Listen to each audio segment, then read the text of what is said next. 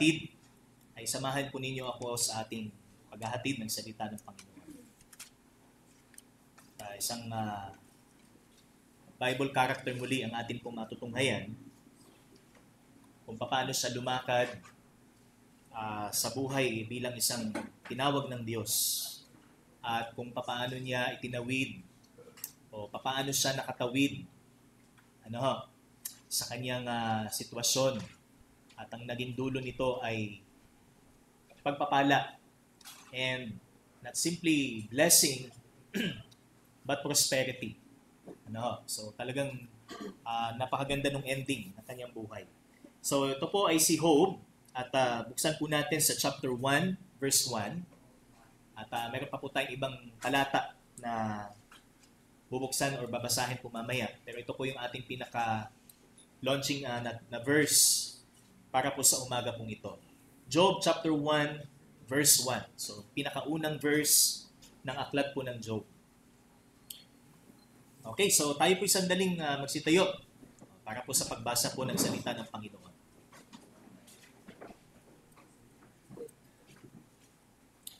Aklat ng Job or Job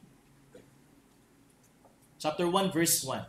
There was a man in the land of Uz or Az whose name was Job, and that man was blameless and upright, one who feared God and turned away from evil.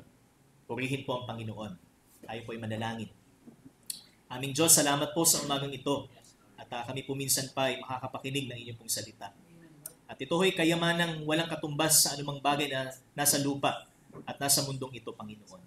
At patuloy po namin pagyamanin ang bawat salita na amin po mapapakinggan sa pamamagitan po ng inyong pong lingkod na gagamitin na maghahatid po ng inyong pong salita. At patuloy, Ama, humihingi po ako ng tawad sa lahat ng akin pong mga pagkakasala at gamitin niyo po lamang ako na kasangkapan ng pagpapahayag ng iyo pong mensahe. Itago niyo po lamang ako sa likod ng iyo pong kabanalan. At ang lahat ng mapapakinggan namin mula sa iyo ay patuloy po naming mailapat sa aming mga buhay bilang pagsunod sa iyo. At patuloy na sa paggawa po namin ng lahat ng ito'y consistent sa aming pong life purpose. Na ito'y gagawin po namin sapagkat ikaw ang aming pinupupurihan, Panginoon, at itinataas sa lahat ng ito. Ito pong aming dalangin sa pangalan po ng iyong anak na si Jesus. Amen at amen. So tayo pong lahat ay makakaupo na. Para po sa kaalaman ng lahat, ang aklat po ng Job ang considered as the earliest. So ito yung naituturing po na pinakaunang aklat na nasulat sa Biblia. So siguro akala ng iba sa atin ay the Pentateuch, Genesis, Exodus, Leviticus, Numbers, and Deuteronomy. Pero ito po ay si Moses, di po ba ang sumulat? At si Moses po ay nabuhay sa panahon po ng Exodus, na kung saan ay ang Israel po ay nasa Egypt or nasa ilalim po ng pagkaalipin ng mga Egyptians. And ito namang si Job, so batay po sa research at sa pag-aaral po, ay nabuhay kaalinsabay po ng mga patriarchs. So, sino ho yung mga patriarchs sa Bible? So, si Abraham. So, yan po yung timeline or kung kumbaga sa anong panahon po nabuhay si Job. And wala hong malinaw na identity kung sino po ang sumulat nitong aklat ng Job, kundi ang maliwanag lamang is nasulat siya sapagkat ito'y kasama talaga sa salita ng Panginoon. So, si Job po ay isang righteous man. So, kapag sinabi pong righteous man sa Bible, ay hindi po ibig sabihin hindi siya nagkakasala. Okay? It doesn't mean na perfect siya. Kapag nabanggit yung, let's say, was a righteous man, katulad ni Abraham, katulad ni Noah, so hindi ibig sabihin na hindi sila makasalanan. Kundi sila ay merong pamumuhay na katanggap-tanggap sa Diyos. So, paano ba natin masasabi na ang ating buhay ay katanggap-tanggap sa Diyos kung kilala natin ang Panginoon.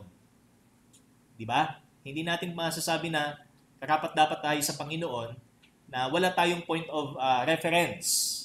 Kaya lagi po natin binabanggit sa salita ng Panginoon or sa pag-share ng salita ng Diyos na meron po tayong premise yung reference po natin is the Word of God. So dito po natin malalaman sino ba ang Diyos na dapat nating sampalatayanan at ang Diyos bang ito ay sumasang-ayon sa ating paniniwala o sa ating pananaw na dahil tayo ay nabubuhay, kumbaga morally tama ang buhay natin, ay acceptable na ba ito sa Panginoon? Or kapag tayo ba ay isang taong deboto, ito ba ay acceptable sa Panginoon?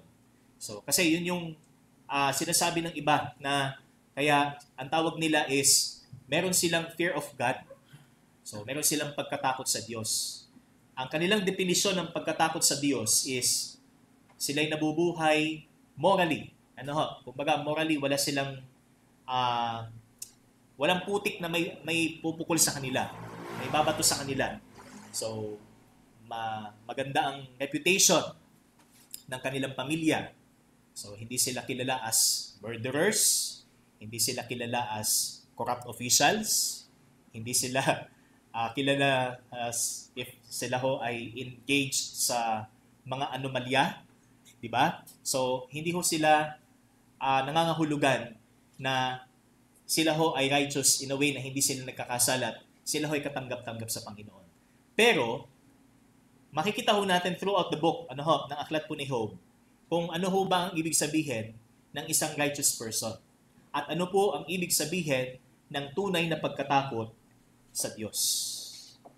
Na ating pong binasa kanina sa ating pong verse that Job was blameless and upright, the one who feared God and turned away from evil. Kaya Kaya ang ating title is Job's Walk Worthy of God.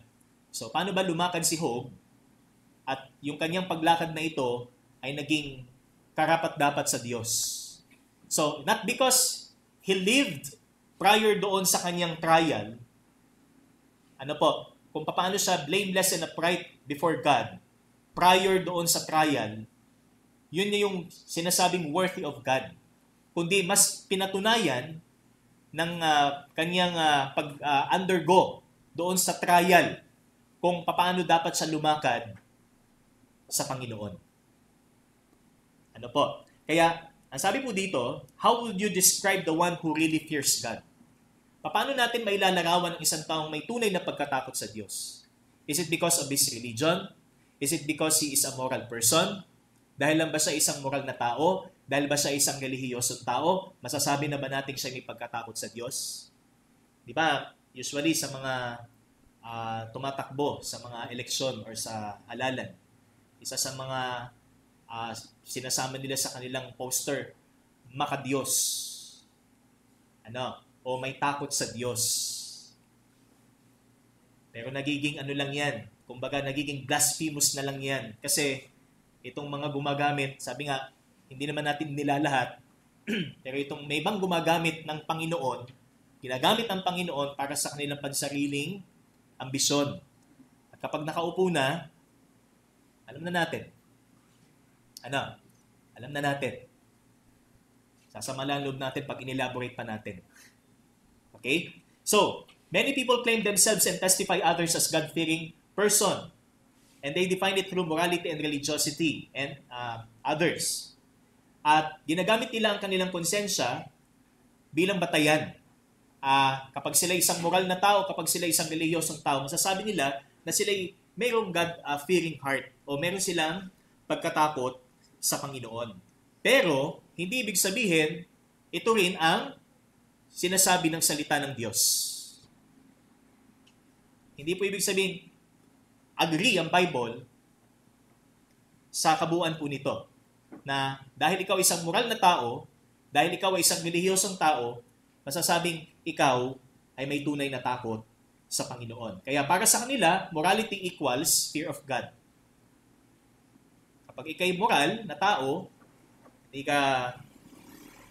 ka gumagawa ng kalokohan sa buhay, masasabing ikaw ay may takot sa Diyos. Or, kung ikaw ay nasa relihiyon at masigasig ka sa iyong relihiyon, equals fear of God din. Masasabing ikaw rin ay may takot sa Panginoon. Pero sa kaso ho ni Job, malayong-malayo ito sa ating worldview. Ano ho? O sa worldview na meron po ang mundong ito. Aside of morality, pinatunayan niya ang kanyang pagkatakot sa Panginoon sa 3 paraan. At ito po yung ating 3 points.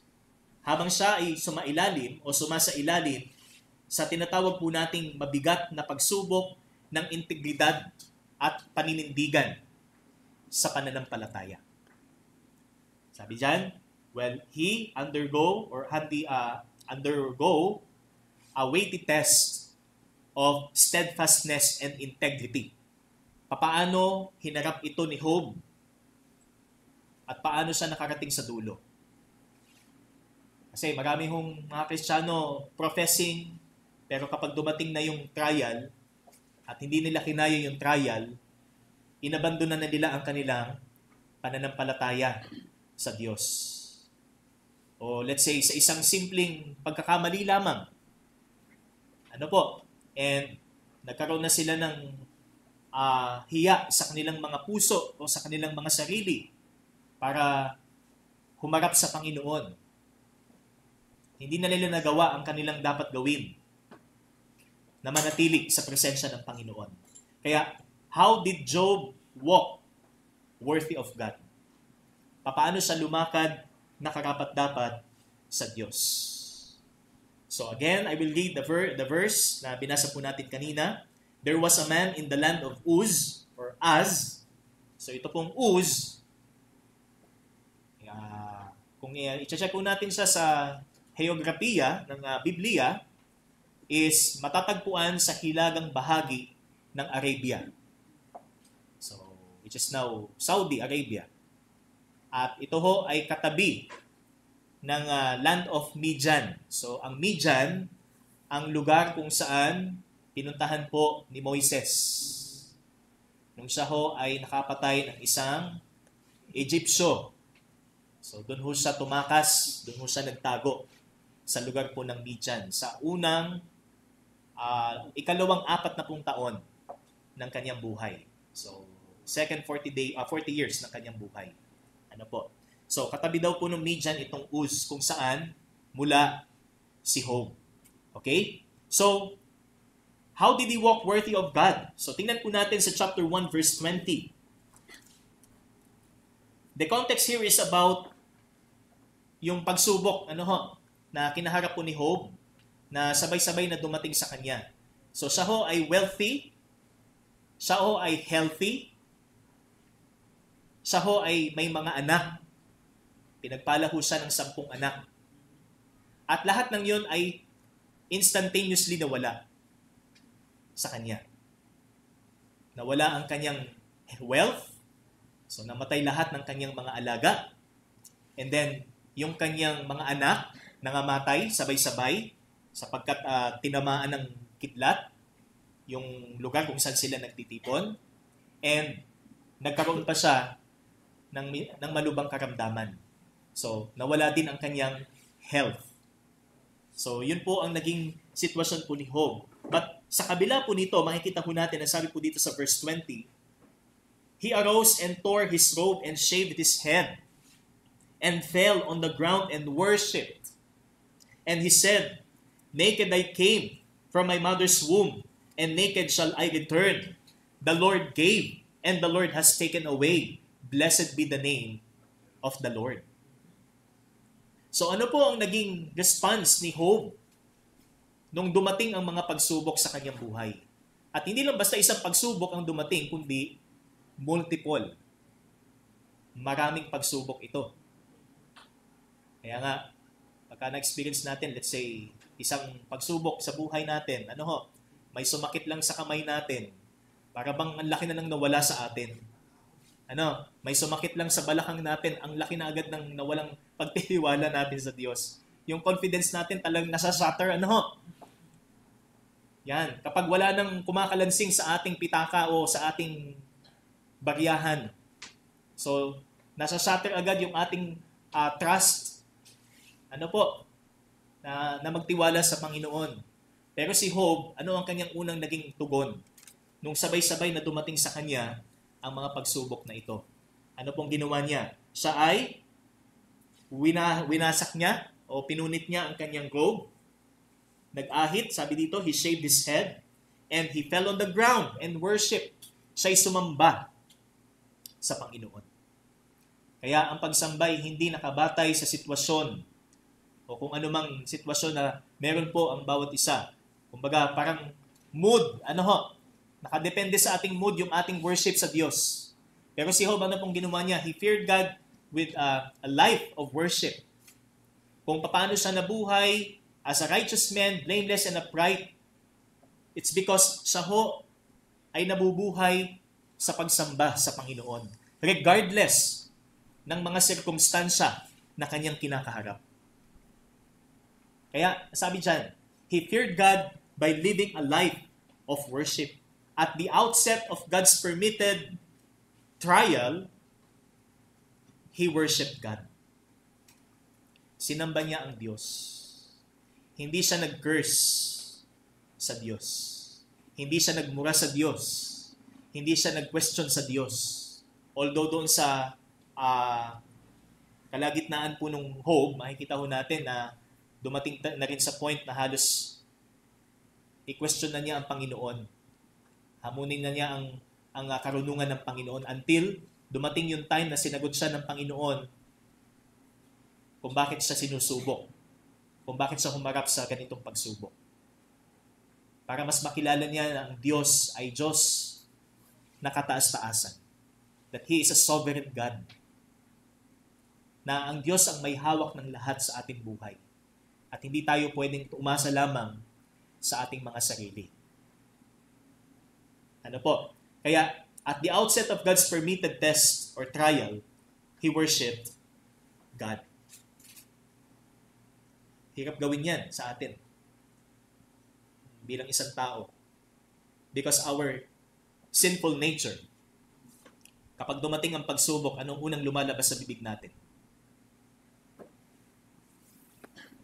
Masasamang salita. Di ba?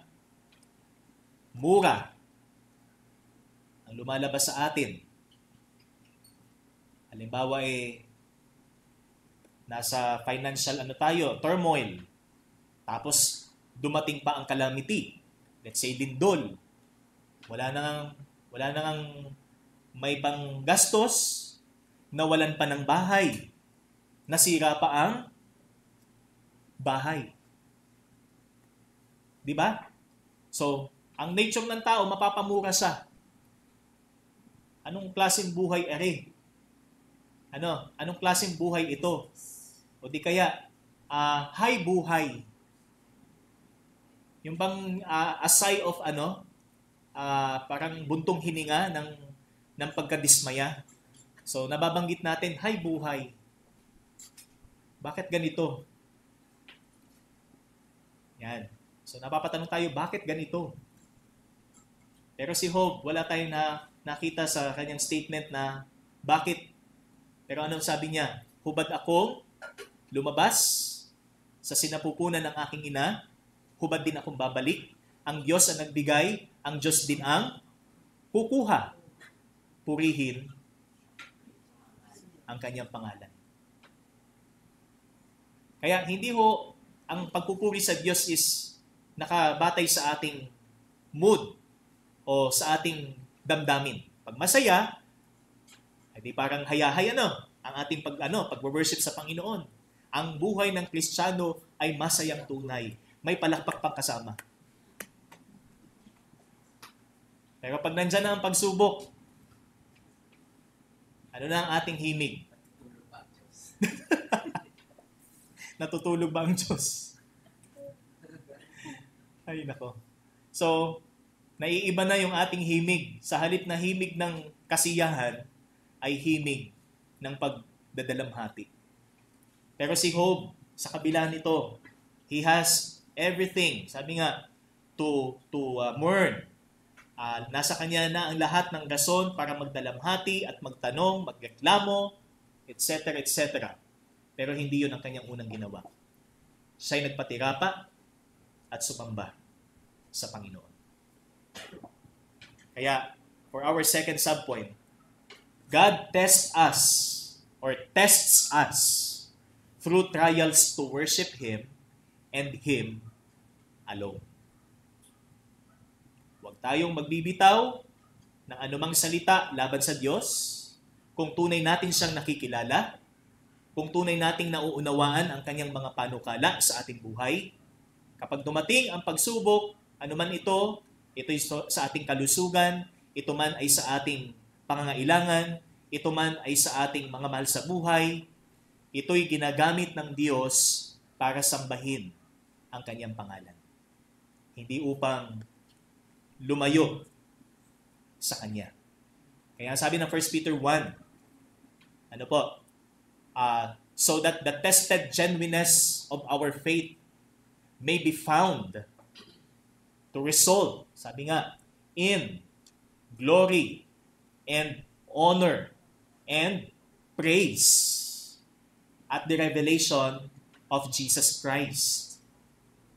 So what is the purpose? Again, the testing of our faith, di ba? Bakit tinetest yung ating pananampalataya? Upang kapag ito'y napatunayang dalisay, totoo, sabi doon, it may be found in praise or to praise. So ito'y magbubunsod sa atin ng pagpupuri, pagkilala sa Panginoon. Kaya mga kapatid, tayo ba'y nabubuhay ng may buhay ng pagsamba? Do we live with a life of worship? Do we worship our Creator? He is the God who created the heavens and the earth. He is God who is the author of our life, sabi nga, ng ating mga buhay at ng ating kaligtasan. And He is the Father of mercies. Ang lahat ng awa. Regardless of the circumstances that we're dealing with, do we worship Him? Sinasamba ba natin ang Panginoon? Sinasabi pa rin pa ba natin, purihin ang iyong ngalan, O Diyos? Kahit nandun tayo sa pinakamababang bahagi ng ating buhay, na parang lugmok na lugmok tayo sa ating buhay.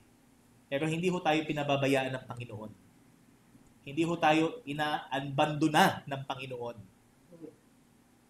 Ano ho? Sapagkat siya'y sumasa atin sa lahat ng panahon. Amen? Amen? Kaya muli, ang sabi dyan, buhay ng pagsamba. Ito ang lakad na karapat-dapat sa Diyos. Kung may buhay tayo ng pagsamba sa Panginoon. We always utter with our lips, sabi nga, praises sa Panginoon. Kaya maganda yung umaawit tayo lagi. Hindi lang sa church. Kahit sa bahay, umaawit tayo. At ang inaawit natin, mga awit ng papuri sa Panginoon. Kahit man sabihin ng ating kapitbahay, ano ba namang awit yan? Yan. Napaka-boring. Sasabihin nila, no? Napaka-boring or napaka-banal naman ng bahay na yan. So, normal yun. Para sa kanila na sabihin yun because hindi nila naintindihan. Unlike us, kilala natin ang Panginoon.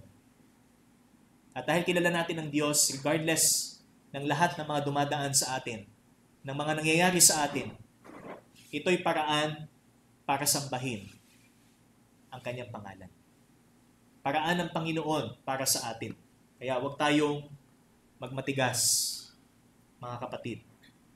For our application, when trials overwhelm us, worship God. Kapag tayo ho ay tila bagay nagugulantang sa mga pagsubok na dumarating sa atin, huwag sana tayong mag-respond na wala ho tayo sa consciousness. Wala ho tayo sa wisyo o bunga ng ating pagiging makasalanan ang ating magiging sagot. Sa halip, sumamba tayo sa Panginoon. Amen? Amen. Kaya narito ho tayo para sumamba sa Diyos. Pero hindi ho ang pagsamba natin ngayong umaga ay dahil walang problema. Lahat ho tayo may problema.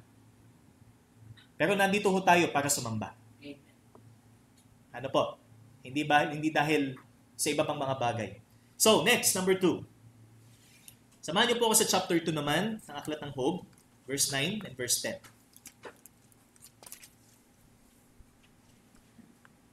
So, ito yung pagkakataon naman na siya ay dinapuan ng isang malubang sakit. At hindi lang isang sakit ang dumapo kay Job, kundi maraming klase ng sakit ang kanyang tinamo. At ang sabi ng kanyang asawa, then his wife said to him, "Do you still hold fast your integrity? Paninindigan mo pa rin ba ang iyong pagiging blameless? O ang iyong pagiging matuwid?" Sabi diyan, "Curse God and die." Sumpahin mo ng Diyos mo nang ikay mamatay na. Ngunit ang sagot ni Job sa kanya, but he said to her, "You speak as one of the foolish women would speak. Shall we receive good from God, and shall we not receive evil?" Mabuti lang ba ang maaari nating matanggap mula sa Panginoon? Pero hindi ibig sabihin na yung receiving evil is God is the author of evil. Or God is the author of evil. So mamaya atin pong ipapaliwanag yan. So, ang gusto lang ipabatid ni Job is, maaring may mula sa Diyos bagay na tila bagay hindi mabuti sa atin, pero ito'y para sa ating ikabubuti. Ano po? Kaya ang ating pangalawa, he feared God by turning away from evil. So, hindi ho ito promotion to do evil or provocation para tayo'y gumawa ng masama. Kaya ho may pagsubok, kundi upang lumayo sa kasamaan o layuan ang paggawa ng masama. So, yun po yung ating pangalawa. So, at the peak of his trial, Job never attempted himself to sin against God. Hindi siya nagpadala sa tukso ng kanyang asawa. Kasi tinitis ho siya ng kanyang asawa. Mapanganib ho yan. Kaya talagang abot-abot ho ang ating panalangin na ang ating mga may bahay, kung hindi ho sila nakakilala sa Panginoon, makakilala ho sila sa Panginoon. Kasi kung wala ho silang pagkakilala sa Diyos, maaaring sila ay gamitin ng kaaway para tayo ho ay hilahin palayo sa Diyos. So, sabi mo dito, sa kalagitnaan at sa kataasan ng pagsubok, hindi ho pinili ni Job o nangahas si Job na magkasala laban sa Diyos. His wife tempted him to curse God and die. So yung pong sinasabi ko ditong curse God and die is hindi ho yan some kind of yan po yung tinatawag po nating kumbaga as a consequence. Kapag sinumpanin niya ang Diyos dahil sa tindi ng iyong mga pagsubok, ito ang magiging daan sa iyong kamatayan. Para matapos ng iyong paghihirap. So, yun yung gusto ng asawa niya. Pero ang sabi ni Job, mabuti lamang ba ang matatanggap natin mula sa Panginoon? Shall we, sabi dyan, receive good from God and shall we not receive evil? Sabi dyan, he rebuked her and said, shall we receive good from God and shall we not receive evil? Hindi mo ibig sabihin ni Job na ang Diyos ang may akda ng masama. Pero sa kabila ng kanyang kalituhan kung bakit nangyayari ito sa kanya, siya'y naniniwala o siya'y nananampalataya na ito ay kapahintulutan ng Panginoon para sa kanyang ikabubuti. So this is what we call the permissive will. The permissive will of God. So, meron pong pagpapahintulot ang Diyos na tila baga para sa atin ay sa ikasasama natin o sa ikapapahamak natin, pero hindi ito ang intensyon niya. Kaya niya pinahintulot ay para sa ating ikabubuti. Yun po yung test ng Panginoon. Kung hindi ito naging mabuti sa atin, hindi yan sa Diyos. Yan ho yung tinatawag nating tukso. Hindi ho kailanman ang Diyos ay author ng evil, ha, mga kapatid. Sabi po ng James chapter 1 verse 12 and 13, Blessed is the man who remains steadfast under trial, for when he has stood the test, he will receive the crown of life which God has promised to those who love Him. Let no one say when he is tempted, I am being tempted by God, for God cannot be tempted with evil, and He Himself tempts no one. God is not the author of evil. God is not the author of temptation. Kapag sinabi mong tinukso ka, ay sa kaaway ho yan. Sino bang tumukso kay Eva? Hindi po ba? Sino ba yung tempter doon sa fall of man? Kung sabihin ba natin ang Diyos ang tumutukso. Pero nasa kapahintulutan ng Diyos na mangyari ito to display, para mai-display or maipakita niya kung sino siya sa ating mga buhay. Ano po? Kaya sa Romans 8:28, maalala po natin, to those who love God, we know that all things work together for our good, according to His purpose. That is the purpose of God. It's for our good, mga kapatid. Mahirap mang tingnan sa ating mga mata na ito'y para sa ating ikabubuti. Pero sa pamamagitan ng pananampalataya, alam nating ito'y para sa ating ikabubuti. Kaya hindi ho naging daan sa pagkakasala ni Job ang sinabi sa kanya ng kanyang asawa. Kundi naging daan ito ng Panginoon sa kanya upang sa halip, sansalain niya ang kanyang asawa at iwasang magkasala. Kaya it doesn't mean na itong trial na ito ay nandyan para ito ho ay provocation, para ito ho ay maging daan sa ating ikakasala, kundi para tayo ho ay tumindig na lumayo sa pagkakasala. Amen? Kaya yung ating next subpoint, God never attempts us to do evil, but to turn away from it. So, layuan natin. Sinabi din po ng Santiago, Kabanata 4, James 4. Lumayo ka sa iyong, resist the devil. And he will flee from you. Layuan mo ang iyong kaaway o ang kaaway at lalayuan kanya. Kaya ang pagsubok ay instrumento ng Panginoon sa atin. Kaya kapatid, ikaw ba'y tumitindig para sa Panginoon sa pamamagitan ng hindi pagkakasala laban sa Kanya? Are you standing for God by not sinning against Him? Do you believe that God allows trials to keep our uprightness and live a life apart from sin?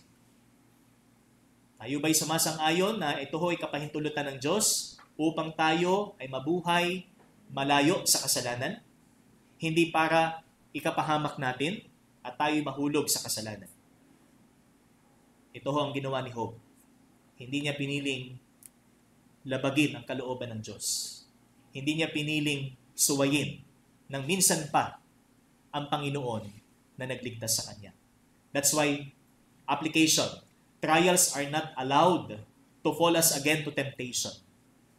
Hindi kapahintulutan ng Diyos ang pagsubok upang tayo mahulog muli sa tukso, kagaya ng ginawa ng ahas kay Eva at kay Adan.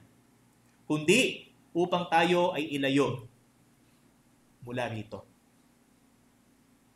Dare not to sin against God. Hindi natin alam ang sarili natin. Ang kayang gawin ng ating katawan o ang kayang gawin ng ating sarili, lalo't kung ito ay paghahamon sa Diyos. Para bang sinusubukan natin ang ating sarili kung hanggang saan ang kaya natin. Yan ay isang bagay na, sabi nga, para bang i-challenge natin yung sarili natin, kung kaya ba natin. Hindi po ba? But the Bible says resist. Hindi yung, sige nga, susubukan ko nga. Sa pagsubok na iyan ay sinabi mong kinakalaban mo ang Diyos na nagliligtas sa iyo. Okay? In Job 28:28, mababasa po natin.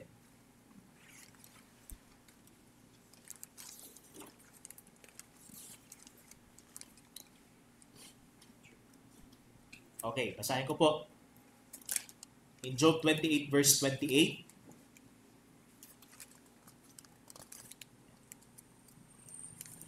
okay, sabi po dyan,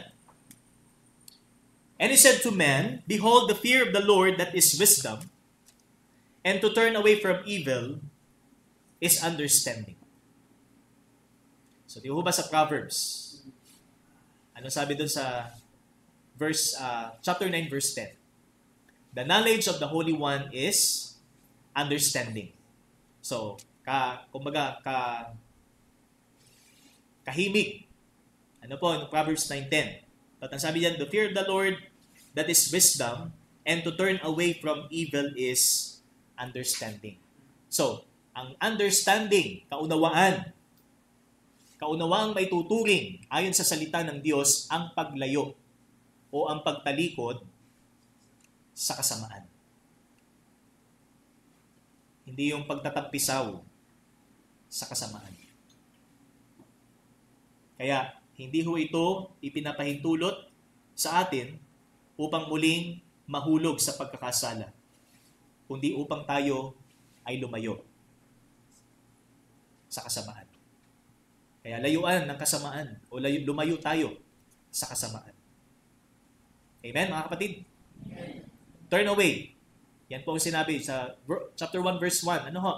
So, he feared God and turned away from evil. Tumalikod sa kasamaan. Yan po ang pagkakilala kay Job.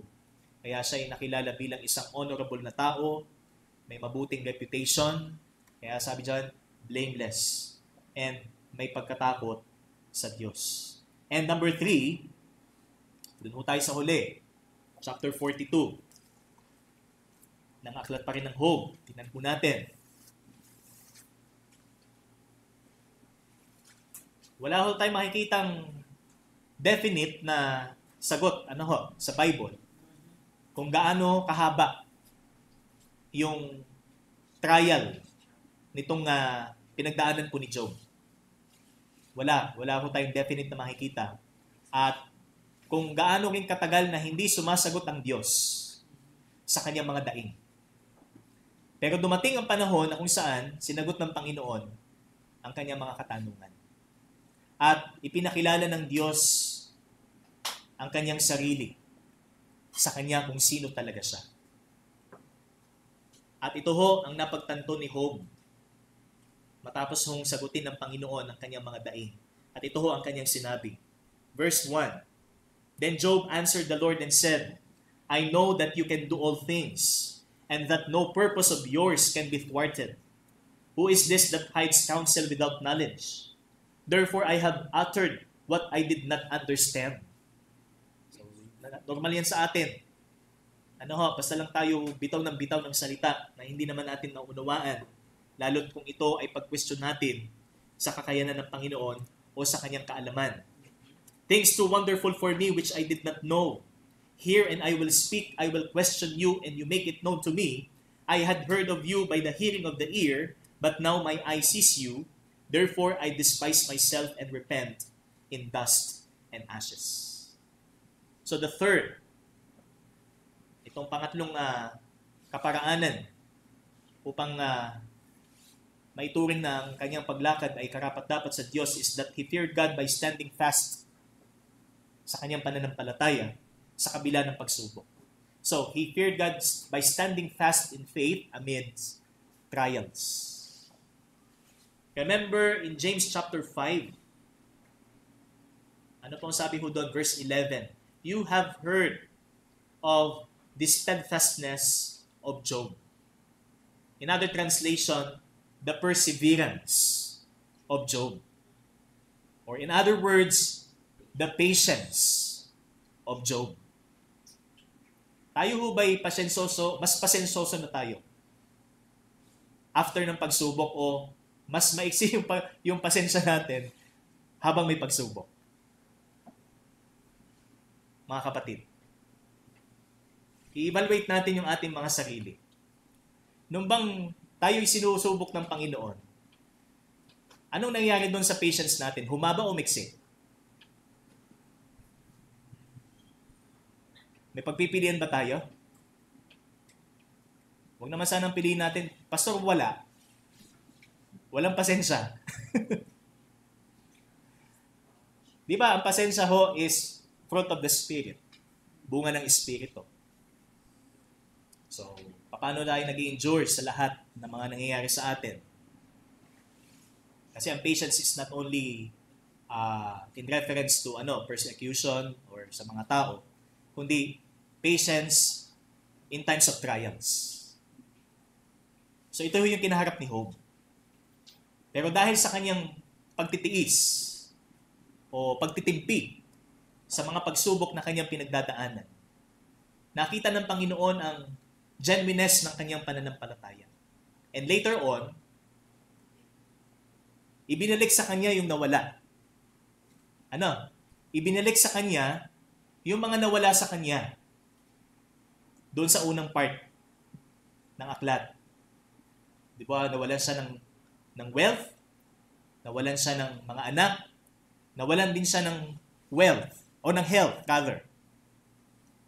Pero, after nung napagtanto niya, kung sino siya, kung sino ang Diyos, he repented. Nagsisi siya sa kanyang ginawa. Ibinalik ng Panginoon sa kanya. So, nagkaroon po ng restoration. Di ba? Hindi natin alam, mga kapatid, kung hindi tayo darating sa point na ma-realize natin kung sino tayo, kung sino ang Diyos. Hindi natin alam ang pwedeng gawin ng Panginoon.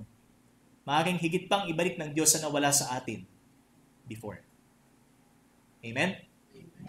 Kaya ang ating pangatlo is standing fast in our faith. Yung ating pananatili sa ating pananampalataya. So, sabi dito, crushed beneath the weight of God's greatness, Job learned of his foolishness of God's purpose behind his trials. So, talagang dinurog siya doon sa katotohanan patungkol sa Diyos kung sino siya. The magnificence of God.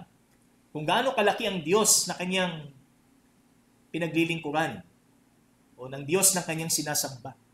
Napagtanto niya kung gaano siya kalaki patapos siya sagutin ng Panginoon sa kanyang mga complaints. Pero ang sabi niya, I repent in dust and ashes. He learned of his foolishness, therefore, he repented. Kaya pagka itong pagsubok na dumadating sa atin ay pagtutuwid sa atin ng Panginoon o pagtuturo sa atin ng Panginoon para ipaunawa sa atin kung ano ang mga naging pagkukulang natin o kung ano ang mga kahinaan natin sa buhay. Hindi ba tayo natutuwa, mga kapatid? Hindi ba tayo matutuwa na ito'y paraan ng Panginoon para sa ating ikabubuti at para sa ating ikauunlad ng ating buhay, pananampalataya? Kaya, ginagamit ng Panginoon ang mga pagsubok para mas maging malinaw sa atin. Bakit ako narito sa mundo? Para saan ang aking pag-iral sa mundong ito? Para saan ang pagtawag sa akin ng Panginoon? So doon mas makikita natin. Doon natin mas makikita yung sagot ng Panginoon sa pamamagitan po ng pagsubok. Kaya standing fast in our faith in the midst of trials helps us to recalibrate our understanding of God's purpose. Kung question pa rin sa atin ang purpose ng buhay ngayon, isa sa ginagamit ng Panginoon ay mga pagsubok para malaman natin kung ano ang kanyang layunin para sa iyo. Marami na ho tayong patotoong napakinggan riyan. Kung paano ho kinilos ng Panginoon ang kanilang mga buhay upang makilala nilang tunay at personal ang Diyos. Is that because dumaan sila sa mga mabibigat na pagsubok? Nagkaroon ng malubhang karamdaman, at nung naglingkod sa Diyos, binigyan ng kagalingan. Amen? Dumaan sa mga samot-saring pagkalugi, hindi pala yun ang purpose ng Panginoon sa kanya, kundi upang maging, sabi nga, ipaglingkod niya ang kanyang buhay para sa kanya. Kaya, nung ibinigay niya ang kanyang buhay sa Panginoon, bumuhos ang pagpapala sa kanya. Di po ba? Kaya, umasa ho tayo sa plano ng Diyos, hindi sa ating mga plano. May plano ang Panginoon sa atin. Matigas lang ang ulo natin. Plano tayo ng plano. Pag nag-fail, plano uli. Kasi hindi mo na inuna ang Panginoon. Hindi mo na sumangguni sa Panginoon. Panginoon, ito po ba iyo pong kalooban o hindi? So, sa madalit salita, kalooban mo, hindi kalooban ng Diyos. Kaya, standing fast in faith amidst trials. Have you realized how good God is through trials? Mga kapatid. So, wala naman siguro sa ating hindi dumadaan sa trials. Kahit mga kabataan. So, yung trial and error. Tama po. Pakinggan natin yan. Trial and error. Try and try. Try and try. Until you die. Sabi nga. Pero sabi dito, have you realized how good God is through trials? Na-realize na ba natin kung gaano kabuti ang Diyos dahil sa mga pagsubok na ito? At tayo ba ay makakapagpatotoo? Will you testify of God's loving kindness and mercy through your current ordeal? Makapagpapatotoo pa rin ba tayo na ang Diyos ay mabuti at maawain, mapagbiyaya, tapat, makatarungan, habang tayo ho ay humaharap sa mga pagsubok? Ano po sabi ng James 5:11? Sige nga po, buksan natin. Santiago. Okay. Behold, we consider those blessed who remain steadfast. You have heard of the steadfastness of Job, and you have seen the purpose of the Lord, how the Lord is compassionate and merciful. So through steadfastness, nakilala ni Job ang Panginoon, at makikilala din natin ang Panginoon sa pamamagitan ng buhay ni Job as compassionate and merciful God. So, hindi siya Diyos na walang amor. Hindi siya Diyos na walang malasakit. It doesn't mean na pag may pagsubok, walang puso ang Panginoon. Sadista daw ang Panginoon. Hindi nagsasabing ganyan. Sa sobrang miserable ng kanyang sitwasyon.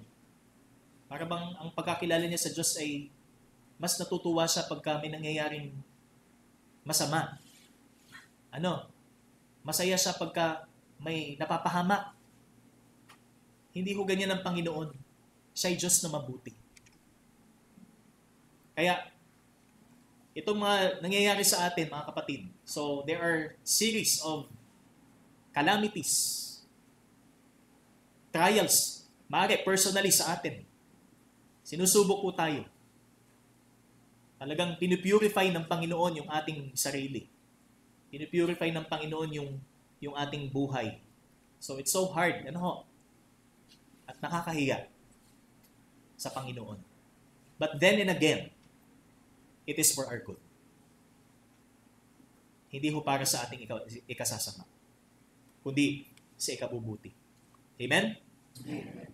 So that iyon po ang ating tatlo na katotohanan. How Job walked.